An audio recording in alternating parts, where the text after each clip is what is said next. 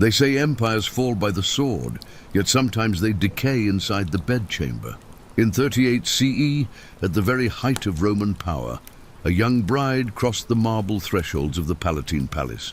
Her name was Valeria Messalina, only 15, selected to marry Emperor Claudius, a man more than twice her age, frail in body, yet laden with imperial authority.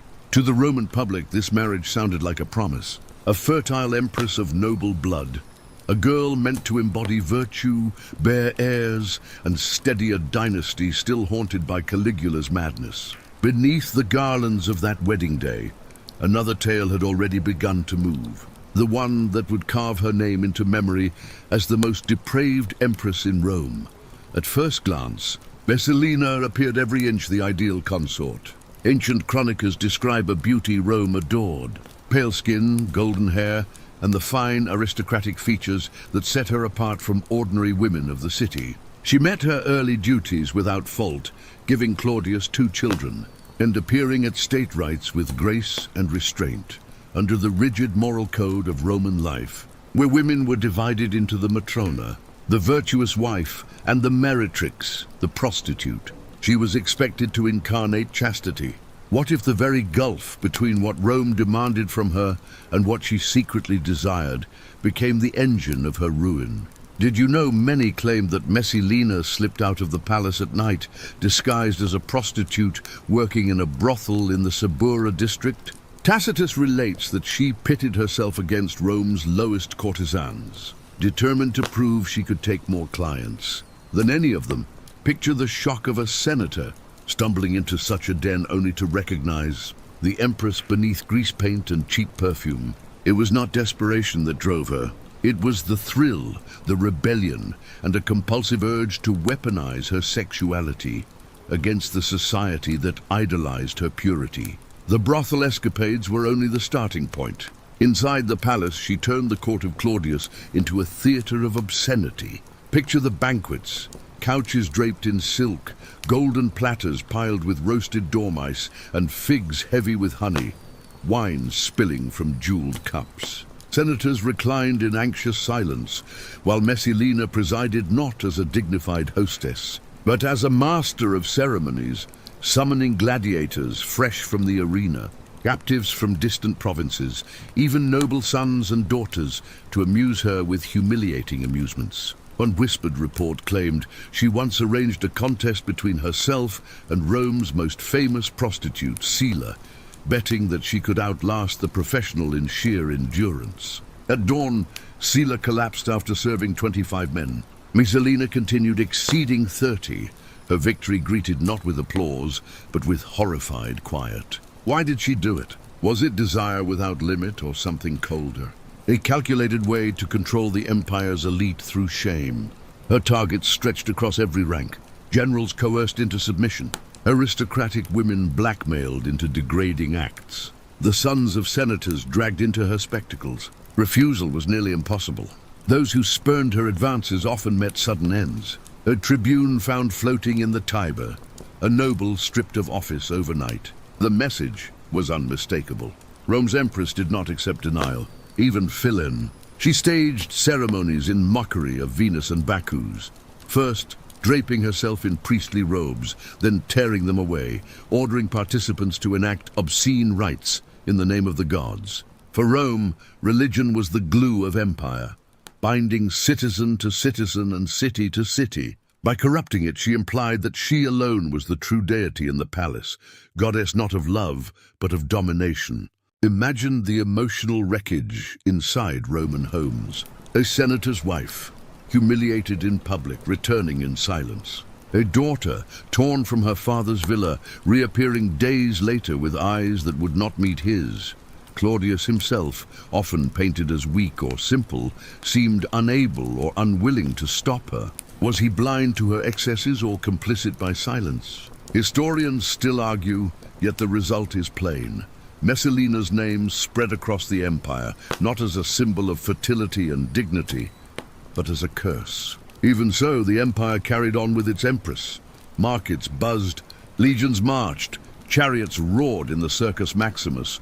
Rome's bright facade remained. while its moral core withered behind closed doors. Every whisper about Messalina scraped at the Senate's authority. Every scandal weakened faith in the emperor's house. Rome, once proud of discipline and virtue, watched its highest lady turn debauchery into a tool of policy. The ruins on the Palatine still stand. Their frescoes are faded, their columns cracked, yet beneath the dust of centuries, her shadow lingers. The girl bride who became the most feared courtesan of her time. Her story poses a question that chills across ages. What happens when the one chosen to embody virtue crowns herself with vice? Power in Rome was never only written in statutes or carved in marble. It was breathed in bedrooms, bargained over at feasts, and in Messalina's case, wielded through the body of an empress. As the years of her rule unfolded, her appetites did not diminish. They grew bolder, more deliberate, and far more dangerous. What began as secret midnight adventures evolved into a machine of corruption that tangled Rome's most powerful men and women in a net of humiliation. Tacitus, Suetonius, and Juvenal, each with his own venom, chronicled the descent. They report that Messalina established what could only be called an imperial brothel hidden in plain sight within a lavish villa near the campus marshes. This was not a house for common lust. It was an operation shaped with ruthless intelligence. Aristocratic women coerced under threat of ruin were forced to serve at her side.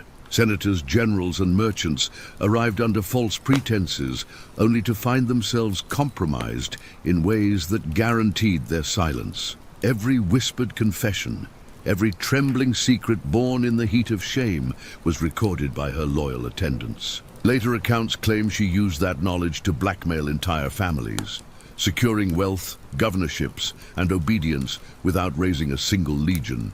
The small scenes of her reign are chilling. Picture a young noblewoman dragged from her father's atrium and forced to act the courtesan under Messalina's watchful eye. Imagine senators stripped of their togas, compelled into degrading displays before rivals who would later exploit their disgrace. One soldier who escaped the villa said the experience was worse than battle, admitting, "Blood dries, shame never does."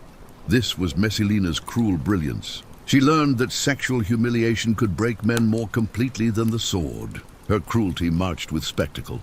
By the early 42nd CE, her gatherings were notorious, disguised as festivals for Venus or Bacchus. They began solemn incense climbing toward the gods, then slid into staged orgies where the ruling class performed acts they would never dare confess. Messalina conducted the entire scene like a maestro. Senators were paired with enemies. Generals were forced into grotesque contests. Noble wives were unveiled before roaring circles of the elite. Refusal meant disaster. Compliance meant ruin. Everyone left bound not by loyalty, but by shared and suffocating shame. The most disturbing account focused less on public display and more on her need to compete. She treated sex as a gladiator's sport. Her most infamous contest, the endurance match against Scylla, Rome's celebrated prostitute, shocked the capital. Before a select audience of nobles, Scylla paced herself with care, tending to 25 men through the long night until exhaustion took her. Messalina did not stop. She continued past 30, refusing to yield until no volunteers remained. By dawn, she had won, and with that victory shattered any illusion of Roman dignity. The Empress of Rome, wife to Claudius, had turned herself into a spectacle, reeing in degradation, not as disgrace, but as triumph. Why would a woman raised in privilege, adored for beauty, and crowned as Empress, embrace degradation as her highest pleasure? Historians search for answers. Some argue insatiable lust. Others point to a hunger for power. Some see the trauma of being married so young to an older, awkward husband. Perhaps the truth is simpler and more chilling. For Messalina, the contrast was intoxicating. The more her public role demanded chastity, the more thrilling it became to betray it. Her empire of lust had consequences. The Senate, already weakened, found itself frozen by blackmail. Governors were chosen not for ability, but for silence. Generals stood loyal, not through honor, but through fear of exposure. Rome's policies twisted under her unseen hand. Foreign envoys whispered of strange negotiations where senators seemed subdued, distracted, almost broken. The empire's leadership was being consumed by one woman's fixation. Decadence breeds enemies. The soldiers, long tolerant of imperial excess, began to mutter. Loyalty frayed when rumors spread that their comrades had been summoned to Messalina's villa and stripped of dignity before her guests. For men hardened by war, humiliation was worse than death. The barracks rang with whispers and curses that elsewhere would have meant treason. Her paranoia swelled, guards tightened, punishments grew harsher. The spectacles turned cruel, as if doubling the shame could strangle rebellion. Each act cut new cracks into the fragile facade of her dominion of desire.